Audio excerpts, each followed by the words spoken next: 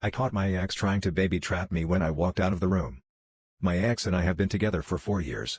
We had so much history, love, and memories. But everything changed once I realized that she has been deceptive. In the beginning, we both agreed that we do not want children. I was planning on getting a vasectomy on my 30th birthday. I am 29 now and only 5 months away from when I planned on doing it.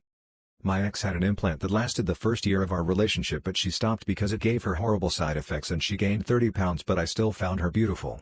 So we used condoms. TMI warning. Sometimes, we will just do hand stuff and I will finish on her stomach area. The last 2 times, I saw her doing something that at first made me confused. When I went to get a towel for her afterwards, I came back into the room and saw her touch herself down there. I didn't think much of it. Until the next time. I came in the bedroom and saw that she took some of my cum and put it inside her with her fingers. I immediately asked her WTF she was doing. And she said nothing, I'm just making sure nothing leaks in me, but I saw that it had all been messed up on her stomach and not how it was left, and there was a significant amount less. So the next day, I broke it off with her to take some time to think about what my next step should be. I don't track her cycle like a creep, but I know when she had her period last, so I went online to get a rough estimate of where she was in her cycle, as it was about 2 weeks after her period. It was the day after predicted ovulation. I haven't been able to sleep. I don't know how high the chances are if she's been doing this. I heard sperm dies rapidly after touching the air. Does anybody know the chances or odds with that and being that point in her cycle? What should I do? I gave my virgin boyfriend head and he didn't finish. I 19F recently gave my boyfriend 19M head. Which usually would have been a regular statement, but he's a virgin. Don't get me wrong, I don't mind at all that he is, and we've talked about it many times, agreeing that we would just go with the flow. He's very handsome, kind, and respectful. We started going out around 1 week ago but have been seeing each other for a couple of months. Yesterday we ended up spontaneously hanging out. At first everything was going good. We went to a little dock, walked around, ended up in the car getting a little frisky. Until it got a little more heated than we intended and things escalated.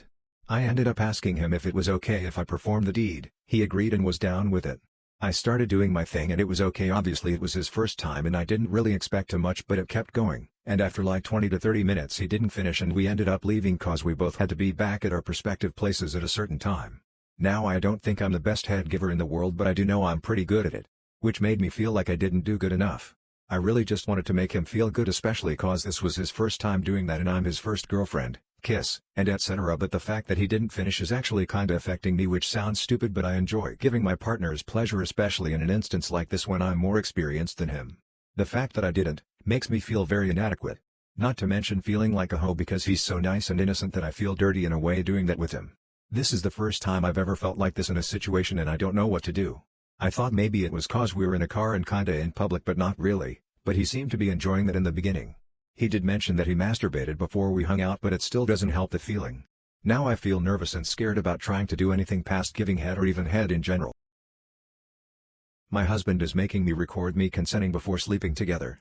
I don't understand why my husband is just now randomly doing this to me. I, 24F, and my husband, 26M, have been together for 11 years, married for 6, and through that time we have always had a great bed life, but recently he came home from work and did his usual after work routine, shower, rest a bit, then spend time with me and cook dinner together. We decided we were both in the mood and we went to our room, but before anything he stopped me and he pulled out his phone and pressed record. I was confused obviously, and he asked me this, "Do you consent to this?"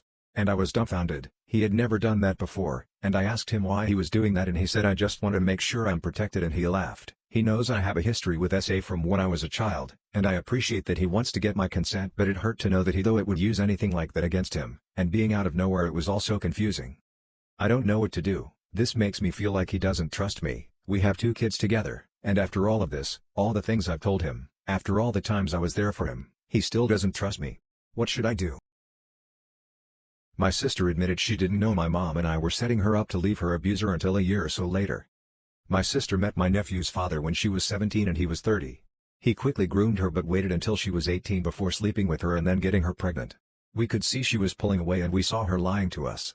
My mom divorced a mentally and financially abusive man prior to meeting my dad, so she was very familiar with the signs.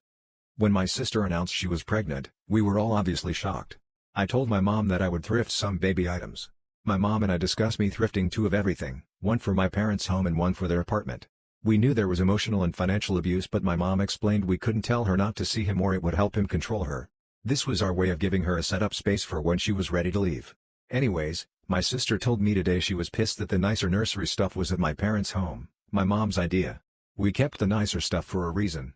My mom ended up passing prior to my sister giving birth, and her abusive ex kicked her out on Christmas, a week after my mom died, simply because she was depressed, while pregnant. Our idea worked because my sister felt comfortable leaving because we had everything at our dad's house, including baby supplies and clothes. So when her ex tried to hold the items hostage, she didn't have to fall for his trap. She gave birth at 19 and is now 21, nephew will be too soon.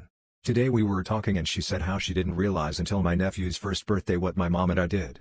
I know my mom would be happy to know our plan worked. My baby sister called me dad. I, am 31, was 20 when my sister, 11, was born. Our mom wasn't in a good place physically or mentally and her father was a druggie, so I took her in and have been raising her ever since. She's legally mine.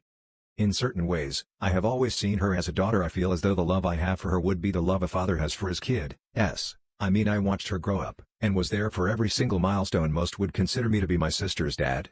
But my sister grew up with the knowledge I am her big brother, and the reason I take care of her is her mom and her dad can't take care of her the way they should. She got more information as she got older. We are both sick. My sister has chronic asthma, and when sick her asthma is worse. At like 3 a.m. I heard her wheezing and coughing in her sleep and got her nebulizer to give her a breathing treatment. I had to wake her up to take it.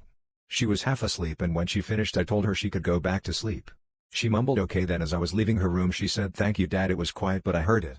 I had a good happy/emotional cry and it's getting me teary-eyed just thinking about it.